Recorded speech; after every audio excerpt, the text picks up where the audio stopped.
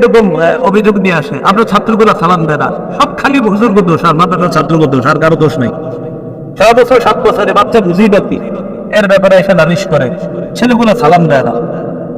তা আমারে কে করলে নালিশ করে না করলে এত সুন্দর সুন্দর যাওয়া আল্লাহ বের করে দেয় আমার মুখ দিয়ে, যে আপনি কিন্তু একদম হাসি মুখ কালো হয়ে যাবে। এখন আমাকে যদি এসে বলে যে মাদ্রাসার ছোট্ট বাচ্চারা সালাম দেয় না, তা আমি বলতে পারি আপনাকে কখন দেখলেন? আর পেলেন না।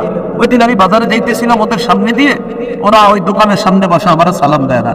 তা আমি জবাবে বলবো, হাদিসে আসছে যিনি যাবে, যারা বসা তাদেরকে সালাম দিবে। তা আপনি তো যাইতেছিলেন, ওরা বসা ছিল, আপনি সালাম দেন নাই কেন? তখন কি হবে? হাসি মুখটা শুভ হয়ে যাবে। এই হলো বিষয়। অনেক সময় এসে বিচার দেয়, আপনার ছাত্রগুলো নামাজে ডিস্টার্ব করে, মাদ্রাসার হুজুরদেরকে বিচার দেয়।